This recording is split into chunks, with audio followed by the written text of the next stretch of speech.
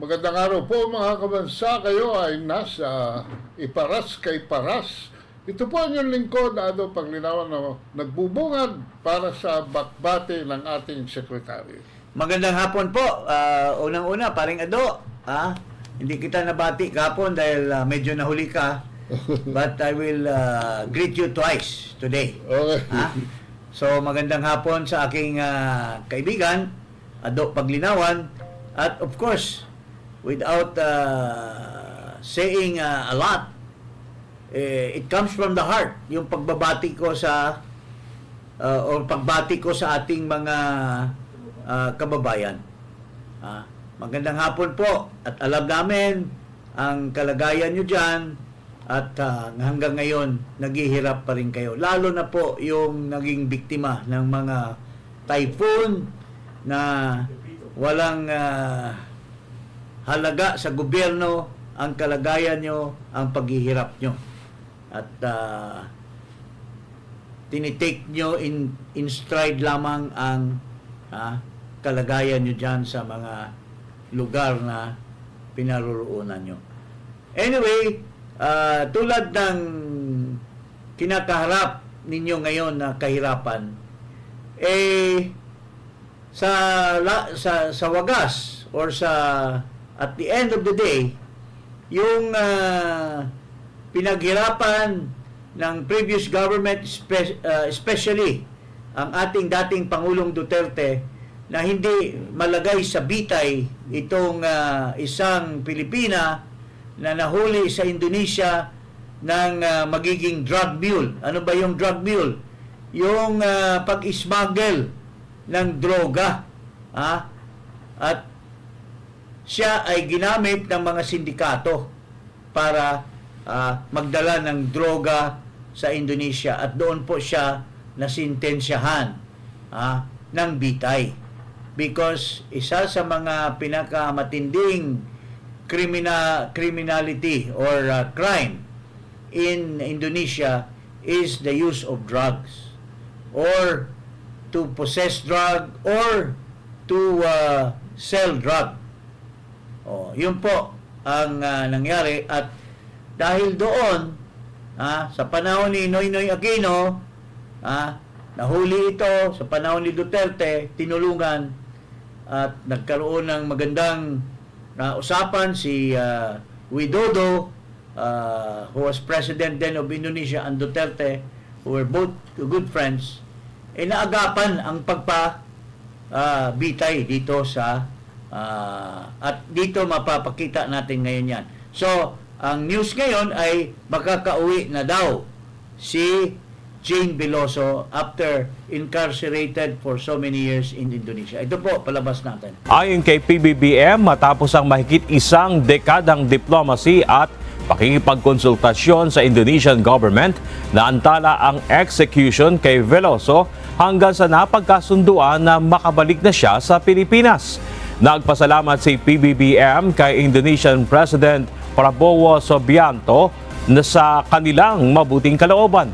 Ayon sa Pangulo, nagpapakita lamang ito ng malalim na relasyon ng Pilipinas at Indonesia na nagkakaisa sa hustisya at habag. Hindi malinaw sa pahayag ng Pangulo kung nabigyan ng clemency si Veloso o dito sa Pilipinas na lamang siya ikukulong na gaya ng una ng negosasyon ng dalawang bansa. Well, unang-una, according to Ambassador De Vega, wala pa talagang concrete kung kailan makakauwi itong si Jane Veloso. Pero inanunsyo na ni Marcos Jr. na makakauwi na daw. So, it's preempting something that has not been happening yet. But, with due respect, magpapasalamat tayo kay Ferdinand Marcos Jr. na may kinalaman din siya sa final return of Veloso. Pero, the final return of Veloso bilang isang buhay na tao na Pilipino ay hindi po sana mangyayari. Hindi po sana mapagyabang ni Marcos na nangyari ito or mangyayari ito kung wala ginawa si Pangulong Duterte. Ito po ang pangyayari dito. Anong masasabi mo muna bago natin ipalabas yung antecedent na ang laki ng ginawa ni Duterte na magiging buhay ito si Mary Jane Veloso? Paring Ado, anong masasabi? Una-una intindihin natin na si President Duterte ay isang dating prosecutor. At siya ay abogado, sanay siyang humawak ng mga kasong ganito. Bakit ko ito sinasabi? Dahil nung panahon ni Noynoy Aquino, they didn't know how to handle the situation. At saka under Duterte, ang kanyang Department of Foreign Affairs led in the diplomacy. So yung laying down the groundwork niyan ay maayos. On top of that, he interceded directly with the former President of Indonesia. At yan makikita natin sa Okay, let's show the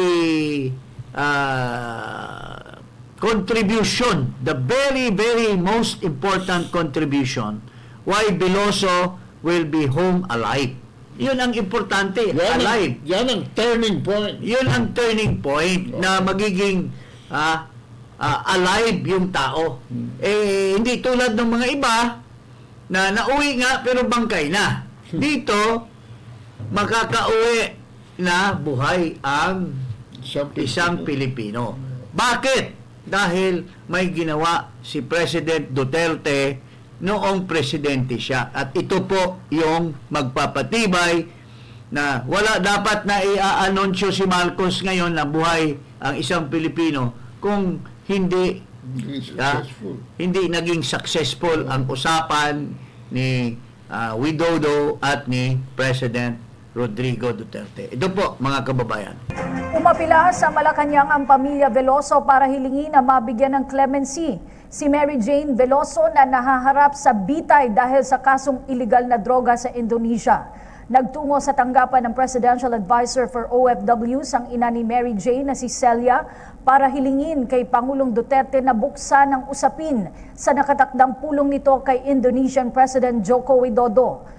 Matatandaang naipagpaliban ang dapat sanay pagsalang ni Mary Jane sa death row dahil na rin sa ginawang aksyon ng nakaraang administrasyon. Yun po, mga kababayan, very clear that President Duterte had a hand in the stopping by the Indonesian government of hanging or in killing as a penalty to the drug mule who is Jane Veloso. So, sinabi dito na nagkatagpo at hiniling po ni President Duterte na magkaroon man lang sana ng apila ang Pilipinas na huwag naman sanang patayin ang isang Pilipino. At ito po ay nireiterate ni Yasay bilang at that time was the Secretary of Foreign Affairs na totoo po talagang nangyari na pinagbigyan ng Indonesian government ang hiling ni Pangulong Duterte na hindi ilagay sa death row itong si Mary Jane Veloso. Ito po ang pahayag ni yumaong Secretary of Foreign Affairs Yasay, who was then the first Secretary of Foreign Affairs of President Rodrigo Duterte. Ayon kay Foreign Affairs Secretary Perfecto Yasay, hindi minamadali ang kaso ni Veloso dahil pansamantala raw natigil ang planong pagbitay sa kanya. Ang balitang ito ni Yasay, ikinatuwa ng mga kaanak ni Veloso. Mas lalo rin daw nabuhayan ng loob ang pamilya nila nang malamang napag-usapan ni Pangulong Duterte at Indonesian President Widodo ang kaso. Pakiramdam namin si President Duterte na po talaga yung makakatulong sa amin. Parang mararamdaman ko po na si President naniniwala rin sa inosente talaga si Mary Jane eh. Klarong-klaro, hindi naman natin nilalait ang ating kasalukuyang Pangulong Macoy Jr. Because tulad ng mga projects na nagawa ng Duterte, umpisahan at natapos sa kay Marcos, pwedeng siya ang magsasabi na mag-inaugurate. In similar fashion, tulad dito na nagawa na ni Duterte ang trabaho at hindi na na bitay ito at nagtuloy ang negosasyon at na-release or mari-release man lamang ito sa panahon ni Marcos, hindi naman niya pwedeng ipagyabang na siya ang may kinalaman. Pero, since it happened during his administration, then let us also give him accolade. Hindi naman tayo, So, we thank Marcos, but we thank Duterte most because the victim or the person who was accused of the crime, who is a Filipino, is alive and well dahil sa intercession ni Duterte. Pero ngayon, porque malabas na or ilalabas na, ang dami na gayong sumawsaw. Lalo na itong mga senador, headed by the Senate President, na biglang nag-comment. Pero nung panahon na nininegosate yan ni Duterte, walang isang senador na tumulong at makipag-ugnayan sa Department of Foreign Affairs na mailabas si Veloso. Itong Escudero, he was already a senator. What did he do? Ngayon, para sumipsip kay Marcos kaagad kasi pinaplano nila na ipapalabas na pagdating nitong si Mary Jane Veloso, bibigyan daw ni Marcos ng clemency. Ito, pakinggan natin si Escudero kung paano magsipsip kay Marcos. Ito. Kailangan dumaan sa parehong legal at diplomatikong proseso ang pagpapalaya kay Mary Jane Veloso. Ito ang inihayag ni Senate President Francis Cheese Escudero sa gitna ng panawagan ng pagbibigay ng executive clemency kay Veloso pag-uwi nito sa bansa mula sa piitan sa Indonesia.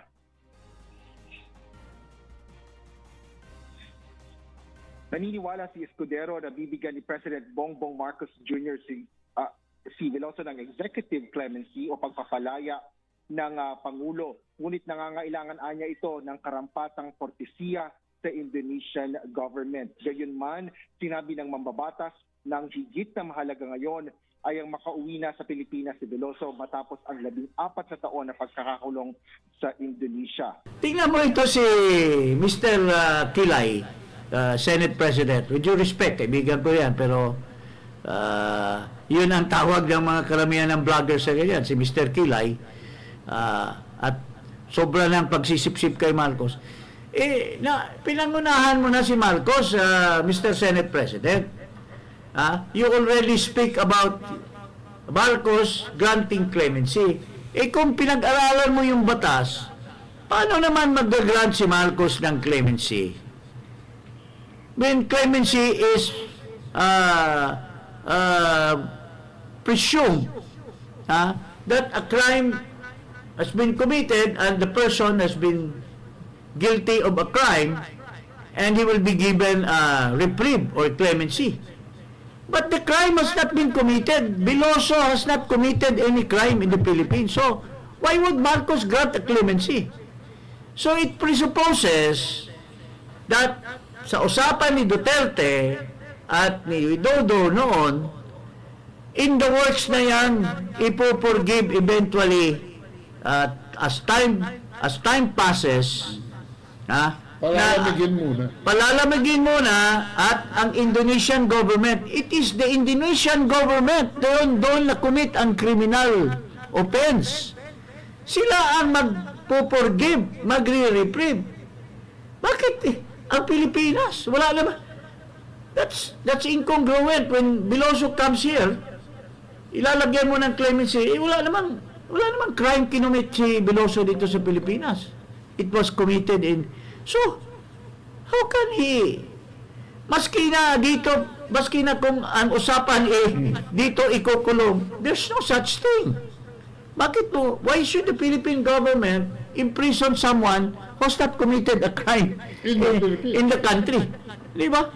It's plain stupidity and it's plain sip-sip sa puwet ni Marcos kasi inunahan mo na Marcos will provide clemency at nagsisenaryo siya. Nagsisenaryo ka na magbigay ng clemency si Marcos para ma-augment mo yung level of or you will enhance the level of greatness ni Marcos na hero dito sa Jane Veloso, when the truth or when it is in fact already it was already being cooked out during the time of President Duterte and Widodo. Yun po ang nangyayari. So, itong mga sipsiperos ngayon, na para i-enhance sila si Marcos that he did something for Jane Veloso, alam mo, ang isipin nyo, if you get back to the reality, nagpasalamat na yung mga magulang Oh. ni Jane Veloso sa ginawa ni Duterte na hindi na patay ang kanilang anak, hindi na hatulan ng pagpatay ng gobyerno ang anak ninyo, ang anak nila. So that's more than enough to say Nagka-closure na eh. may closure na eh. Kasi otherwise, anong ipagyayabang mo ngayon dito, Marcos, kung patay na yan noon pa? Ha?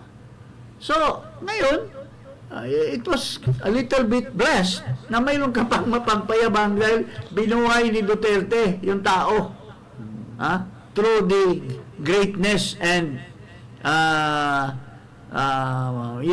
heartwarming action of President Widodo of Indonesia. In other words, what's happening now is just a logical conclusion of an event that happened already In the during the past. time of... So, dapat itong mga sipsipero dyan sa Senado, kung ano-anong mga na wala namang ginawa doon sa panahon ni Duterte na tumulong para maalis sa bitay ito si Kwan.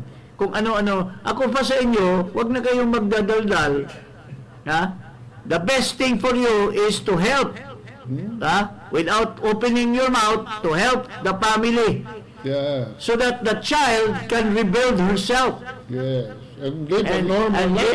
and live a normal life. Bumunot na kayo sa bulsa nyo. Instead na ang ibubunot nyo, yung ibubuka nyo yung mga mga labi nyo at magdadaldal kayo para sumipsip lamang kay Marcos Jr. Yun po ang katotohanan dito sa istorya. Mas magandang makakatulong kayo sa new beginning. Yung mga pork barrel nyo dyan, na tag 3 billion, para doon niluto nyo doon sa bicameral with the house, ay bumunod kayo dyan Sa bulsa nyo. sa bulsa nyo, maski konti, para ialay dito na itong si Veloso ay magiging maayos na Pilipina, na magkaroon ng magandang buhay in the future. Kaysa magdadaldal kayo, wala naman kayo nagawa noon sa panahon na ginawa ni Duterte ang pagpapabuhay nitong batang ito, who is now an adult. Yun po ang istorya sa buhay na ito. Okay? Very clear. Ito na naman po, hindi mapigil ang Quadcom sa kanilang paggigipit sa paghaharas ng mga empleyado at mga resource person. Tulad po nitong empleyado ng Office of the Vice President. Hindi naman ito political appointee. Career executive ito. Bakit naman ipapakontempt? At yung nagpapakontempt pa, isang criminal according to the definition of Attorney Conti, na ang isang convicted is considered criminal. O tingnan mo, wala nang a person who has been convicted can now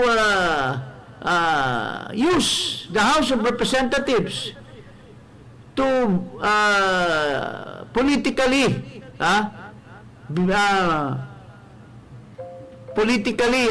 harass or persecute the the very officials, the Duterte, the father and the daughter, na sila ay mga membro ng mga insurgency movement. Oh, ito po. Bakit tuloy-tuloy na pinayagan po ito? Oh, tingnan mo. Kriminal pero gusto ring magpapakulong ng hindi kriminal. O ito, pakinggan natin. May I move, Mr. Chairs, na nag-violate si Attorney Lopez dito sa ating proceedings or doon sa ating trabaho due to this Section 11, letter F, undue interference in the conduct of proceedings. May I move to cite Attorney Lopez in contempt, Mr. Chair. So, tingnan mo.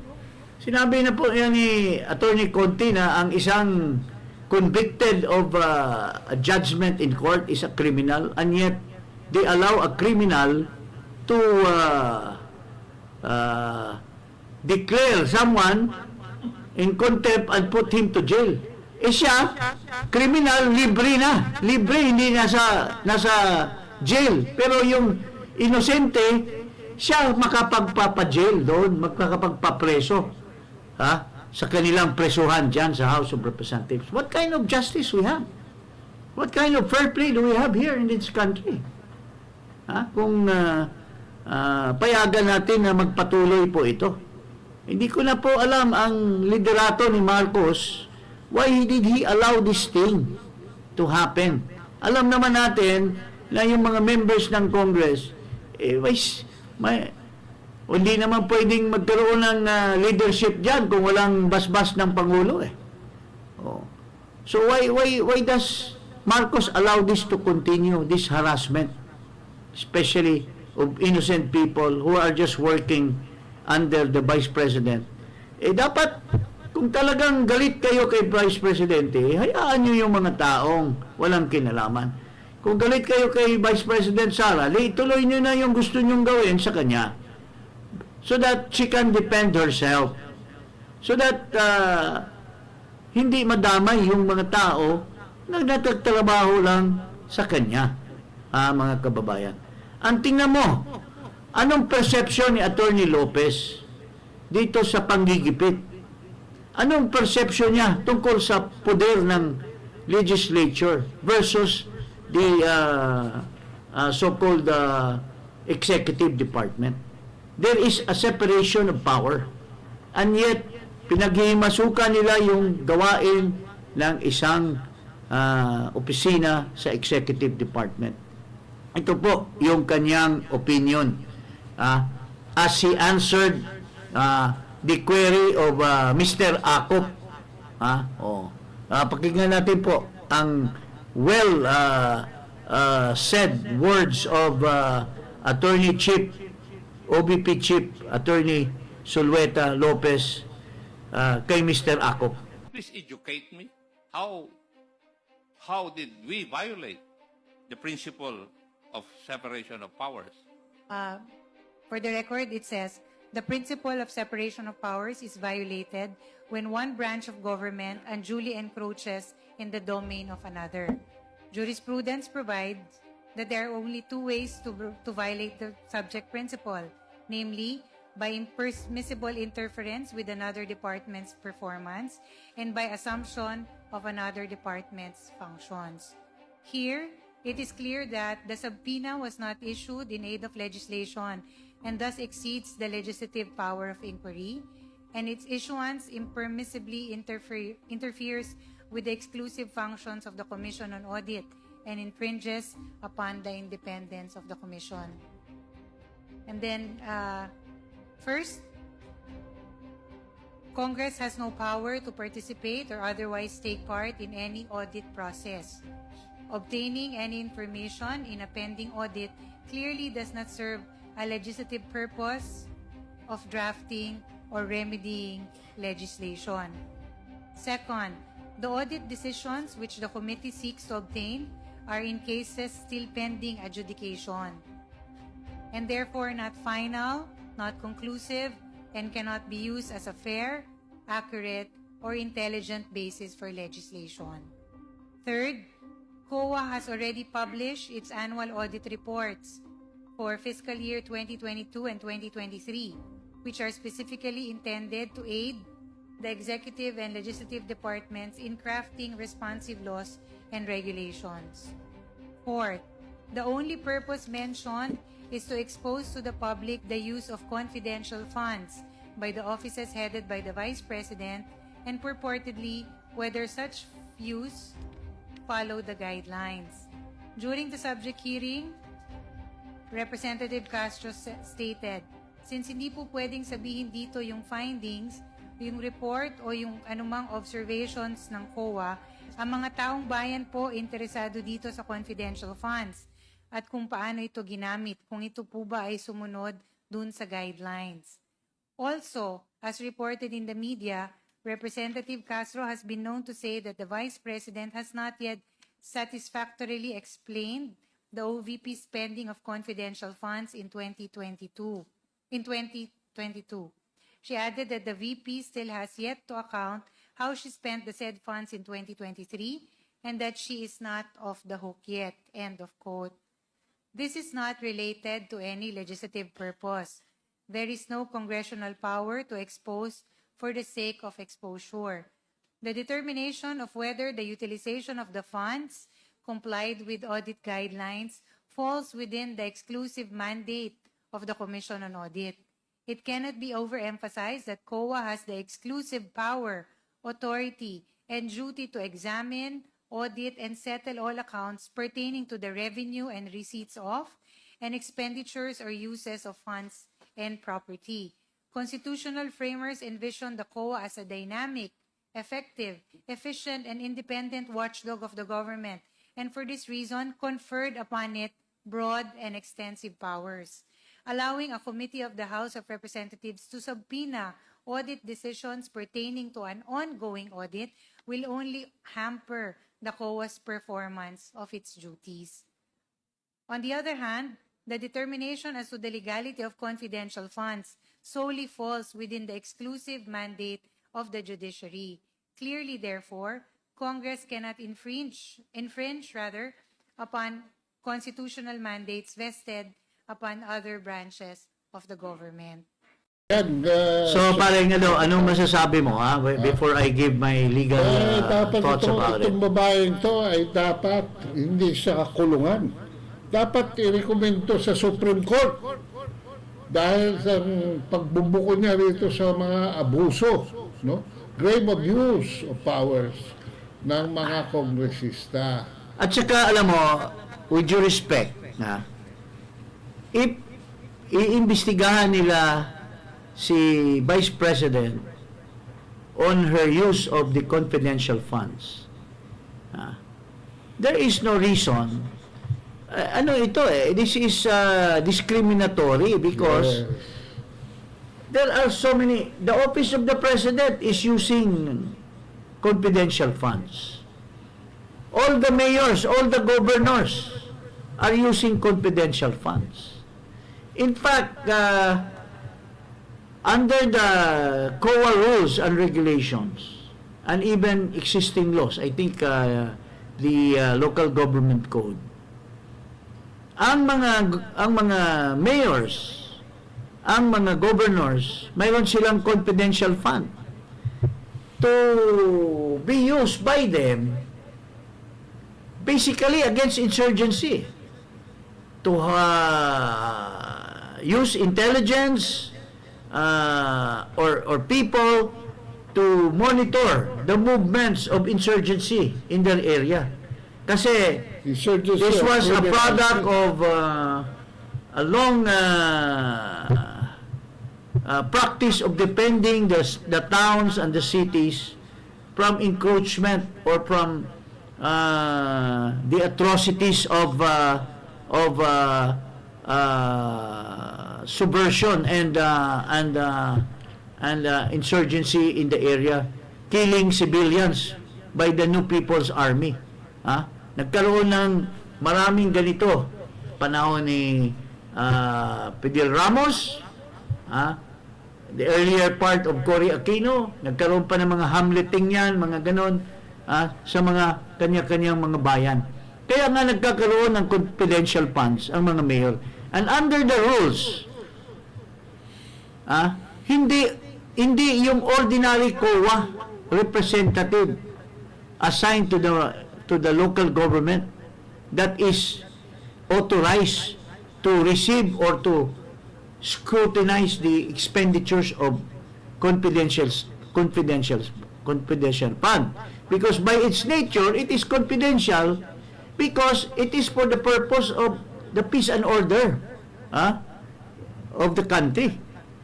Kaya nga the audit is directly under the COA chairman.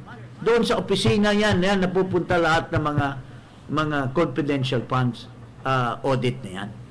So, bakit nangimasok itong mga is there a way of vengeance by these suspected members of the insurgency movement, tulad nitong sabi ni Conte, as defined by her, tulad nitong isang kriminal na siya pa ang magpapakulong sa napakabuting tao na itong Attorney Lopez.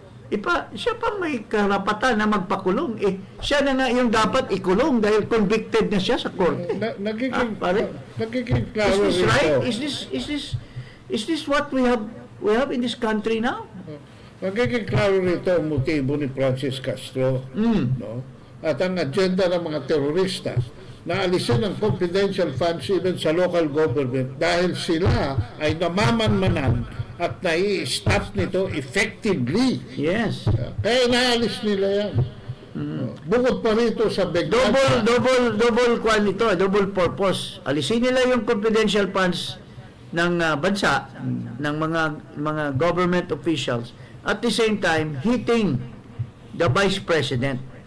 Because nasasaktan ang ating Vice Pangulo dahil wala namang kasalanan itong mga opisyal niya who are just working for her office, ay sila ngayon ang napapasubo dito sa investigation without aid of legislation.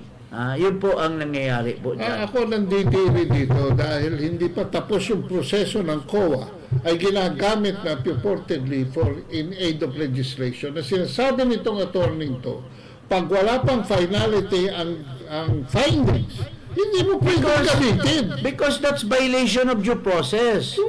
When you make an audit, padalan ka ng audit notice. So, sasagutin mo yon. You have 6 months to reply.